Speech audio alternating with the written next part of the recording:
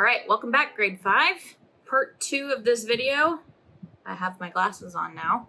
Part 2 is going to cover the chat feature, but also chat etiquette. What does this word etiquette mean anyway?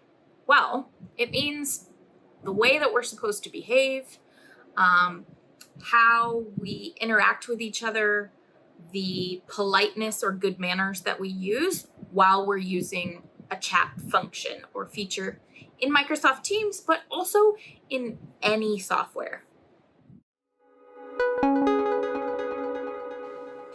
In your Microsoft Teams app, if you look to the bottom of the screen, you will see a bar that has several different icons: Alert, Chat, Teams, Assignments, Calendar, Calls, and more.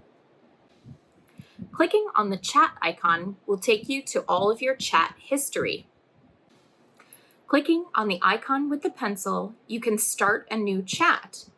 Type in the person's name you would like to send a message to begin the chat.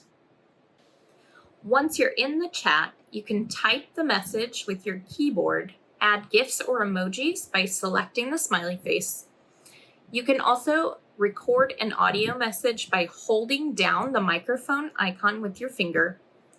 And to send photo or video from your camera roll, select the photo icon.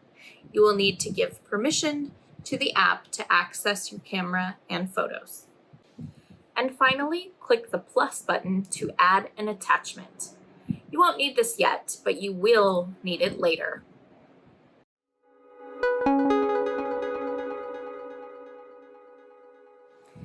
You can think of this Microsoft Teams chat room as your classroom, just online.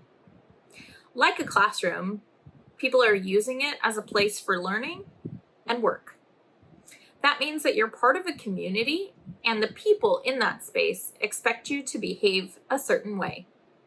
Some of the same rules that we have in the classroom can apply to online spaces as well. Remember a couple of weeks ago when you signed the AUP, or Acceptable Use Policy? There were 3 rules. Number 1, be safe. Number 2, be responsible. And number 3, be respectful. How do you think this applies in an online chat situation?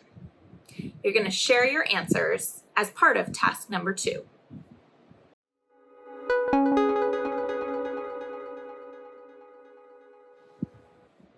All right, so task number 2. Think of ways that you can be safe, responsible, and respectful using the Microsoft Teams chat function. Then you're going to send me your answers in Microsoft Teams in a chat.